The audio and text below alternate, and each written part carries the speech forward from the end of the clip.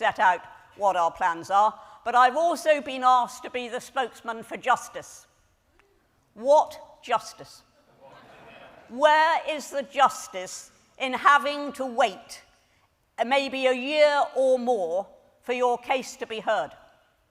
What happened to the fundamental British principle which we gave to the rest of the world of being presumed innocent until proved guilty?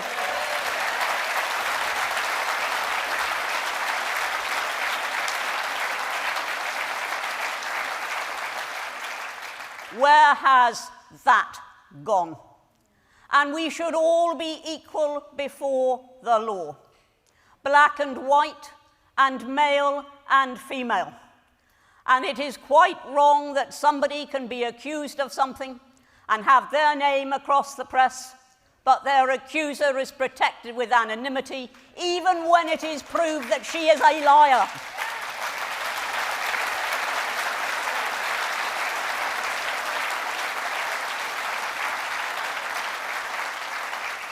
Justice must be impartial, and it mustn't be subject to politicians worried about statistics. And certainly we should not allow politicians to interfere in the justice system just because they are courting popularity. Justice must operate at arm's length from government. That also has been a principle.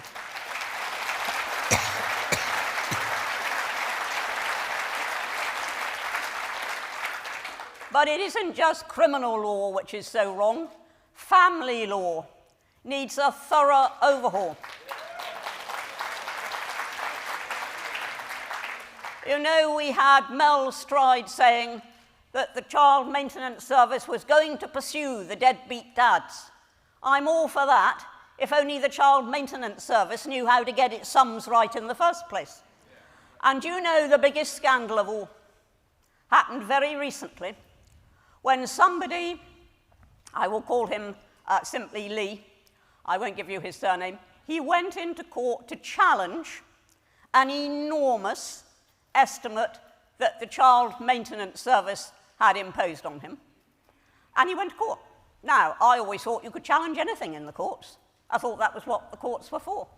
I thought they were there as a brake on overmighty government, as a brake on crazy or ill-informed or sloppy national institutions. That's what I thought they were there for.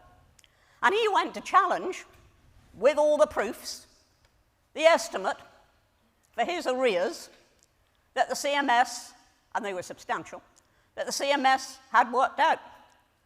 And up stood the CMS barrister, and he referred the judge to the law itself. And the law states that once an assessment has been made by the CMS, it cannot be queried in a court of law. Exactly, I wouldn't believe it.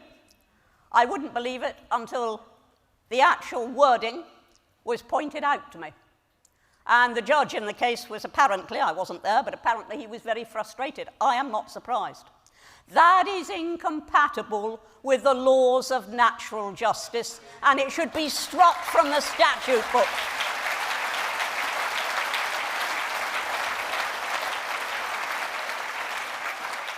And that, Mel Stride, is what you should be looking at with the CMS.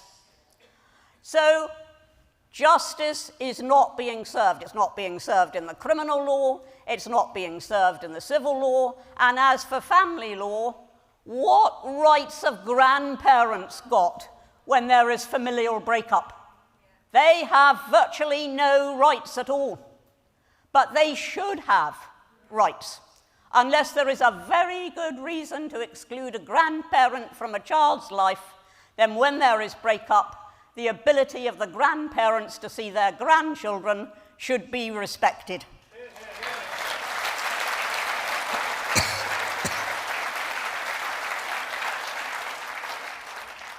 And if court access orders are deliberately flouted, then action should be taken against the person flouting those access orders, and it shouldn't be the case that the non-resident parent has to go back to court time and time again, usually at his own expense, just in order to get a reiteration of an access order, which is then again flouted. And that is the farce, that is the utter farce that our family courts have become.